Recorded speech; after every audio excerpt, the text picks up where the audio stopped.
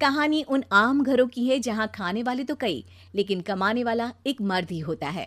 बावजूद इसके उससे उम्मीदें कम नहीं होती। देखिए जी, सामने वाले वर्मा जी कैसी अच्छी तरह से सफाई करते हैं छुट्टी वाले दिन अपने घर की, और एक आप हैं। अरे यार, उनके पास कार है, ऑफिस पास में है और हफ्ते में 2 दिन की छुट्टी होती है, तो फर्क तो पड़ता है ना। मेरी तो शादी ही गलत हो गई। अरे कोई मस्त लड़का मिलता, कमाता भी, घुमाता भी, घर के कामों में भी मदद करता, लेकिन नहीं जी, हमारे वाले को तो कमाने से फुर्सत ही नहीं, और कमाई भी ऐसी कि कोई जरूरत पूरी ही नहीं हो रही है। सुनील बेचारा शीना को देखकर सोचता है कि शीना सही कह रही है। देखने में सुंदर है, घर का सारा काम कर लेती है, उसे तो कोई भी अच्छा लड़का मिल सकता था। क्या सोच रहे हैं? भागने का इरादा तो नहीं है?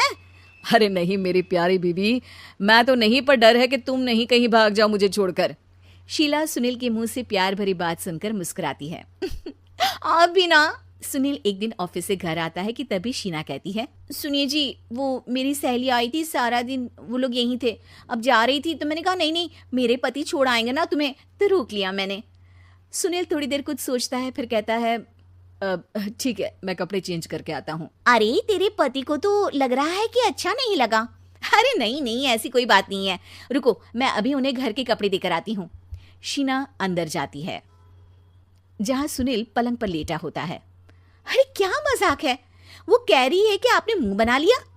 सही तो कह रही है, सुबह से अब ऑफिस से लौटा हूँ, एक कप चाय का तो पूछा नहीं, 20 किलोमीटर जाओ और आओ, और फिर कल उसी टाइम पर ऑफिस। अरे यार, मुझे गाड़ी चलानी आती ना तो बोलती भी नहीं आपको, और कौन सा रिक्शा खींच कर जाना है आपको। सुनील अब क्या बोलता। रात देर से आता है और सो जाता है। अगले दिन शरीर दर्द हो रहा है। अरे तो मत जाओ ना ऑफिस, चलते हैं ना मार्केट घूमने, फिर पिक्चर देखेंगे और रात में खाना खाकर घर वापस। सुनील जब सारे दिन की थकान वाला शेड्यूल सुनता है तो वो सीधे सीधे ऑफिस के लिए तैयार हो जाता है। अब आए दिन शीना की डिमांड बढ़ती ही चली जाती है और सुनील उसको पूरा भी करता, लेकिन एक दिन, ए जी मेरा भाई आ रहा है, उसे 2 लाख रुपए की जरूरत है।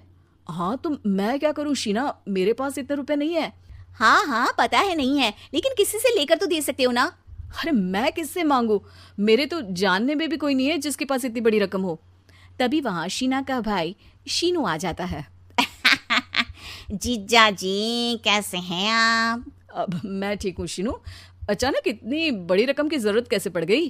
अरे जीजा जी, वो बिजनेस शुरू किया ना, तो उसके लिए पैसे की जरूरत है, काफी हो चुका है, थोड़ा पैसा बचता है तो मैंने सोचा आपसे ले लूं। अब देखो, मेरे ऑफिस में कुछ लोग हैं जिनकी सेविंग अच्छी है, मैं उन लोगों से बात करके देखता हूँ। सुनील ऑफिस से किसी से पैसे लेकर शीना को दे देता है। शीना वो पैसा भाई को दे देती है। 2 महीने बाद, अरे यार शीना, वो ऑफिस वाला आदमी अपने पैसे मांग रहा है, कैसे दूं? अपने भाई से बोलो ना पैसे दे दे।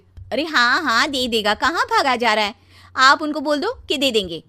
थोड़े दिन बाद, शीना, वो आदमी मुझसे आज भी पैसे मांग रहा था यार, मैं तंग आ गया हूँ, ऑफिस जाते ही सामने उसका चेहरा दिखता है, क्या बोलूं, बार बार पैसे मांगता है।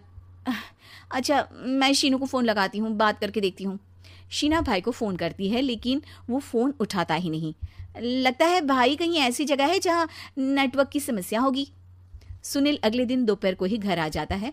उसका चेहरा उतरा और परेशान सा होता है, वो रोने लगता है। अरे क्या हुआ जी, आप इतना परेशान क्यों हैं? सब ठीक तो है ना? अरे नहीं शीना, कुछ ठीक नहीं है, मैं ठीक नहीं हूँ। तुम्हारे भाई के लिए मैंने जो पैसे लिए थे, उस आदमी ने आज भरे ऑफिस में सबके सामने मेरी बेइज्जती कर दी। सबके सामने आज मैं कर्जदार बनकर खड़ा था। मैंने हर वो प्रयास किया घर चलाने के लिए जो मैं कर सकता था, लेकिन अब नहीं होगा।